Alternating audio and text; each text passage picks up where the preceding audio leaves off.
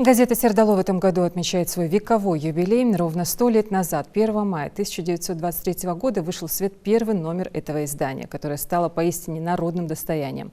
С праздником сотрудников поздравил глава Ингушетии.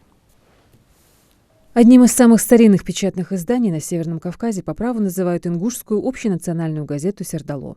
У истоков создания газеты стояли такие выдающиеся просветители ингушского народа, как Заурбек Мальсагов и Тимбот Беков. Первые номера газеты издавались на латинском алфавите, потом газета перешла на кириллицу. Это издание было не только свидетелем разных исторических эпох, но и активным участником всех событий, которые произошли за эти годы.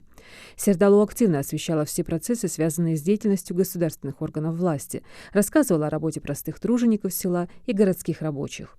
Очерки, публикуемые на страницах главного ингушского печатного органа, раскрывали истории ярких личностей, на примерах которых воспитывалась наша молодежь. Старые архивные страницы передают нам кипение жизни в отчим крае, проливают свет на события давно ушедших времен, служат живой иллюстрацией того пути, который был пройден ингушским народом за последние столетия. Издание было единственным органом, где ингушские писатели и поэты могли печатать свои произведения, а ученые и исследователи в числе лучших умов республики публиковали на его страницах большие авторские материалы, что способствовало зарождению ингушской художественной литературы и науки в целом. С первого дня своего создания газета стала школой мастерства для многих поколений ингушских журналистов, публицистов, литераторов.